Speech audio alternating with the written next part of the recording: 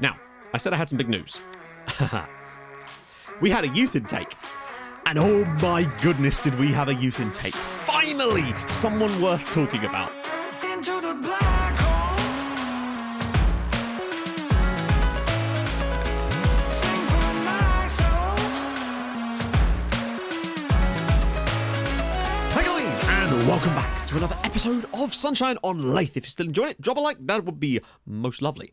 So, we've got Southampton away today. A difficult one, given that the bottom of the league is... I'm just going to have to show you this from the match preview screen so you can see the table. Because the table at the bottom is getting ridiculous now. Like, Southampton have got 32 points after 29 games and are in the relegation zone.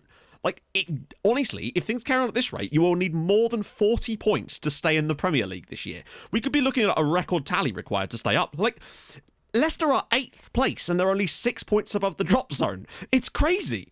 But the relegation battle is basically just everybody from 8th downwards. And even we're not out of it. We're only 9 points clear. So, changes. I'm going to bring back in Balde today because he is available for the role after all, which is always quite nice. As for everybody else, though, I'm happy to go with the exact same lineup, I think. Now, what I would say is, Mitala, I've given him a lot of credit, but at the end of the day, we conceded 4 goals in the last game, so that can't go beyond, I feel like we're probably going to have conceded a lot there, but I do think it's important to start concentrating on players that we own as well. So, Angel is an absolute master magician. He was brilliant against us in the 4-2 defeat for them. He was the best player on the pitch. So hopefully we'll take him out the game and we'll see what happens. We might be away from home. I'm going to go with the no overlap thing again. We're going to try this out because I do think it definitely makes us look better on the attack, and I don't think it's responsible for us poor defensively. I think we were just bad against Wolves and Mesaoudi tore us apart. I do love it when the game's like, yeah, go pull off an upset. It's like, they're in the relegation zone. But the players are like, yeah, this is an upset. Right, let's go. I'm going to be keeping a hell of an eye on that Arsenal score, but I want to win this one. 3 games without a win. I think we were very good against Bristol City and deserved the win. Against Spurs, I think we were unlucky to lose. We've done okay, and Arsenal immediately, through William Saliba, take the lead after just 1 minute to cut that gap down to 4. But what a ball for Flamarion. He could go all the way through here, and he will. Go on, Flamarion. Set yourself. Oh! The real difference in quality is players that will be able to take those chances, like Foucher here, and a good save from Griggsy. Floods ball. Good clearance. Right, breakaway.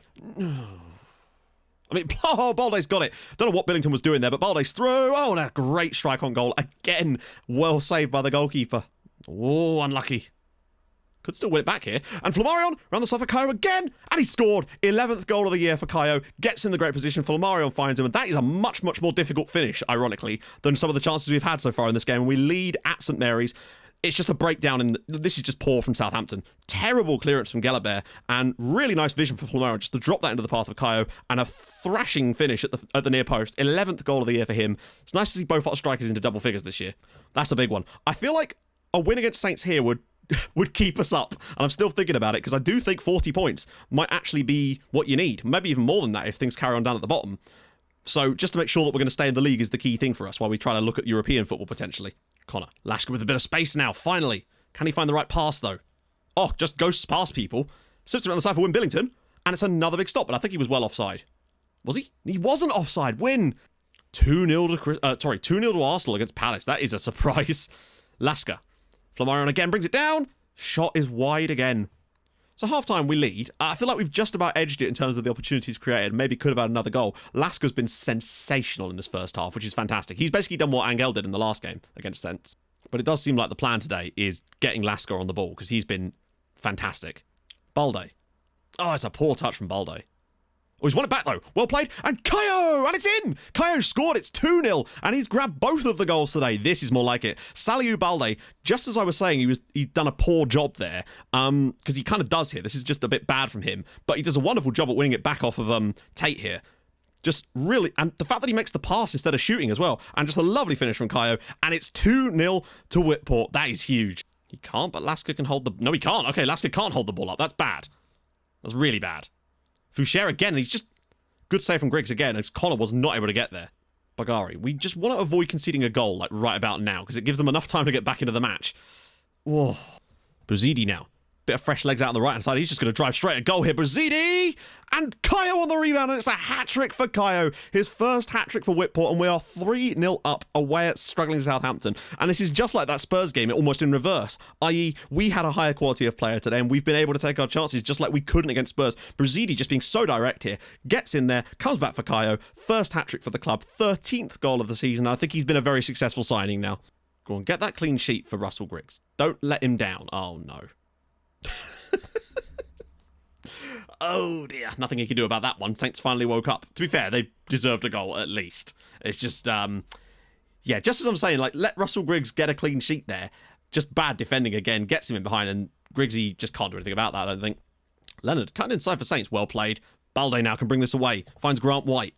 Can he get past? Oh, he does. He's look at the space for Kayo. Oh, and he nearly had a fourth goal. Well, it looks like it's going to be a 3-1 victory away from home, which is exactly what we needed right then. And Kayo with the header over the crossbar. Yeah, 3-1. Kayo with all 3 goals tonight. Really, really nice to see. Lasker was excellent in the midfield. He absolutely ran the show, getting a 9.0. But it's all about the hat-trick, man. Fair play to the guy. Good result. That's exactly what we needed to keep us plugging away. I think 7th is a real shot for us in getting that Europa Conference League spot. Although, frankly, Wolves, I don't know. Maybe there is a sneaky outside chance of the Europa League. Right, let's get some games off camera. Back in a minute. Right then, we're back. We have a lot to talk about. But first, we got a 93rd minute winner against Brighton. Grant White getting the ball here, slipping it around the side for Simon Nelson, who put it through for none other than Kayo to give us a very, very deserved victory. But my God, was it tight. 1-0, huge result that we really, really needed. I didn't think it was going to come, but Kayo bails us out again. Sadly, though, we then travelled to the Emirates against Arsenal. Couldn't beat them. 7 chances we had, 4 clear-cut, 3 half chances, 12 shots on target, and we could not score. Wim Billington at one point went round the Arsenal goalkeeper, just like Jay Hassan did, but then put the shot wide. Like, that's the real lack for us. We just lack that cutting edge in our finishing. Is really, really costing us in games. The creativity is back, and that's a great sign. And I think that's something we're going to have to work on in the summer, is just improving our ability to take those chances. So a 0-0. And sadly, we put on a pretty good performance at home against Chelsea as well, to be honest. Done a ton of chances, but we just weren't good enough as Andy Home slipped Chelsea in front just before half-time. We did, however, find ourselves an equaliser, which was kind of nice here. Wim Billington getting himself through. His shot deflects and into the path of Kayo. Over the line again. Another goal for him. Level. But unfortunately, just before the 70th minute mark, Andy Home getting the ball out wide. Vuka makes a mess of it. Ball across. And Edgecombe with the header. 2-1 to Chelsea. Sad because we played pretty well in this game again, but weren't able to get the result, unfortunately. Lasker was fantastic again. Kayo as well. But hilariously, while we were doing this, Blackhaven threw away a 1-0 win away at Leicester by conceding 2 stoppage time goals. So all that leaves us 7th in the league. We're 4 points clear of Watford, who've been on a fantastic run as of late. They were struggling against relegation, and now they're 10 points clear. They could be the team that could potentially take that away from us there. We're by no means guaranteed European football at the moment. That is for sure. The board have finished the stadium. And they've also announced that in the summer, they'll be extending it again, but we will get to play in it fully for next year because the extension is going to be slightly smaller, taking it to 21,300 fans for the Lighthouse for the start of the Premier League next season. So that's going to be sick. Now, I said I had some big news. We had a youth intake. And oh my goodness, did we have a youth intake. Finally, someone worth talking about. This is he. This is Keith Abbott, a 17-year-old left-back, come wing-back, from Blackhaven, hilariously. He was born in Blackhaven, but it says he's a Whitport fan, and he's also been described by the media as the next Ben Chilwell. I haven't had a media description on a youth player like this for a long, long time. So to see this guy come in, I'm just so stoked. A 5-star potential player. 10 crossing at the age of 17.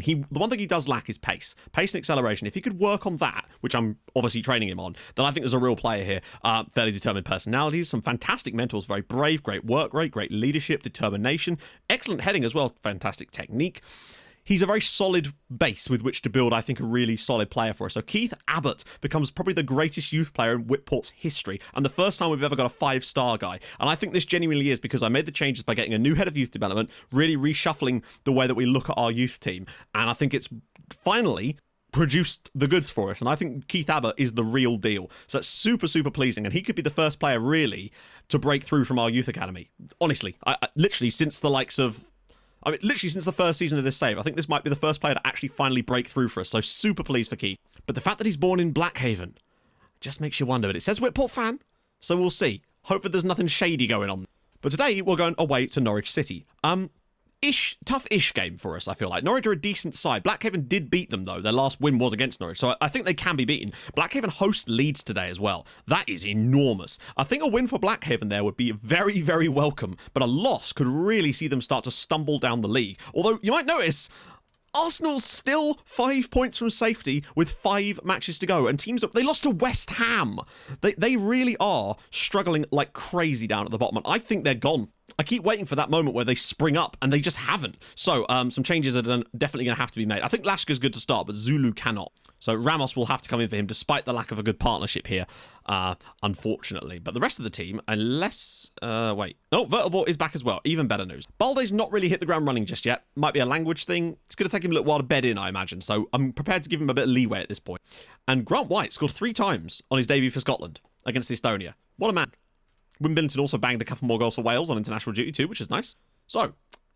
yeah, I actually am going to do this because I think this is left over from the last time we played Norwich City. The last time our team played this system, and they do still have a wide playmaker, so let's crack on. In fact, I'm going to mark up Romaglio as well. I've been persisting with the non-overlaps, and I think it's definitely good for us. It seems to be working, and it does concern me slightly, but that's something we can have to... That's a bridge we'll have to cross in the summer. At the end of the day, he's still banged in goals for us this year, just not quite as consistently as perhaps we would have liked. But then no one else has stepped up either, and I will be very interested to compare all of our strikers because they've played a decent number of minutes each, and I'll be interested to see whose numbers are actually the best because they would have all played purely in that one position. So maybe I've given Win too much rope this season. I don't know though. Ramos.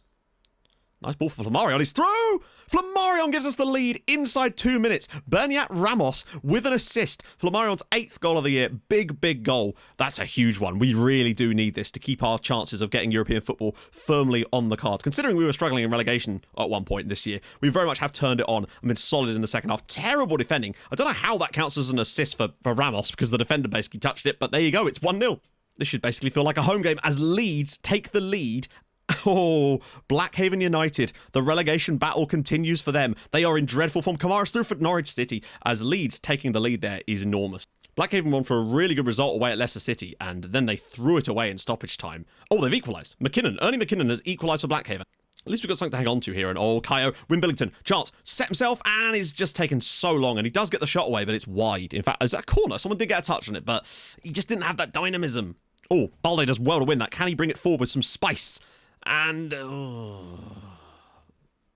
just held on to it for too long. Charrier.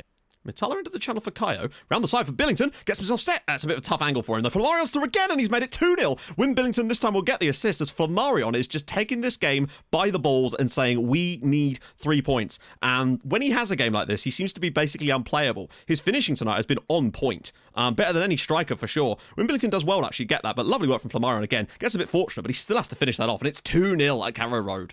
Don't let them back in before half-time with yet another direct free kick. Please, I beg of you. Oh, go on. A third goal right on the stroke of half-time would be really something. Somewhat against... Well, not against run of play, but I'd say 3-0 would be a bit harsh on Norwich. Billington. Balde! Good save. Kayo's ball through, and Metalla puts it in, and it's 3-0. Kayo this time with the assist, and Muddle in Metalla with the goal. His 2nd of the year. He has been really good this season. I'm so glad we have him. Lovely ball in as well. His 8th assist of the year for Kayo, and really simple stuff there. 3-0 up at half-time. This is more like it. That is about the perfect first half, considering. Because that's not been that much of a... The sides have been pretty even. We've looked so much better in front of goal today. Not the strikers, unfortunately, but other players have stepped up where they haven't today. And Blackhaven lead through Ernie McKinnon. Huge goal in that game too. This feels like one of these games where Wim Billington has to score. I feel like he really does need to take advantage of the situation where there's just goals flowing.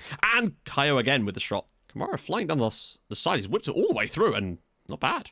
Like, as funny as it would be for Blackhaven to go down, I don't really want them to because I do enjoy the battle against them every year. You know, that's part of the fun of this save. So I think, really, it's good for the save if they do manage to stay up this season, eh? This has very much not been a 3-0 game. We've had a better quality of chance, but Norwich City have been pretty solid in this one. Can count themselves a bit unlucky. Nelson, what can he do, though? Coming on for Balde. He's got to try and win that place back. Slips around the side for Grant White. And back for Nelson. Bit of space in the... Flamarion. Oh, and Ramos goes for the shot. Flamarion for the hat-trick. No, not quite. Nearly had his hat-trick. He should have done, probably. Nelson with bodies inside. He's got Costa. Can he find a ball through? He can find Kayo. Kayo's in again. Can he finish? No, he can't. Alms with the big save. Kayo whips one through again. And Metalla. Oh, he could just never quite get those on target a lot of the time. Although he has scored today. Come on, just get through one more of these free kicks and it's over the bar. I'd say this game is well and truly done now. Still a few seconds left, though, unless Nelson can get one last jab at it. No, Norwich City 0, Whitport Athletic 3 at technically what's been our home ground for much of the season. Great performance from us. Moves us up into 6th place and 7 points clear of Watford, most importantly, in that European hunt. Another 3 goals, 2 for Flamarion, super important. Blackhaven do beat Leeds, though. That is a massive result for them and moves them now, 5 points clear of the drop zone. Although there are some games in hand down there, but not for Arsenal. My God. I mean, the final episode, we've got some very difficult games. Sheffield United up first is going to be you'd think the easier one. They have not won in a very, very long time. But then Liverpool, Man City, Man United to finish off the season. I think we're going to have to rely on... We need to beat Sheffield United because I don't think we're going to get any wins from our final 3 games. Also, let me know, who do you think is going to be going down? I feel like West Ham are a dead cert. But do you think Arsenal will manage to stay up, or do you think they're gone? If so, have you seen a more ridiculous relegation than that? Anyway, if you've enjoyed it, drop a like. If you're new to the channel, subscribe. I'll stream on Twitch on Tuesdays and Thursdays and Saturdays, or usually something like that. So go follow there too. And I will see you tomorrow for the final episode of the season. Can we get Europe? Can Blackhaven stay up? Can Arsenal stay up? All this and more answered in the next video. Hold your gun, capybara. Bye-bye.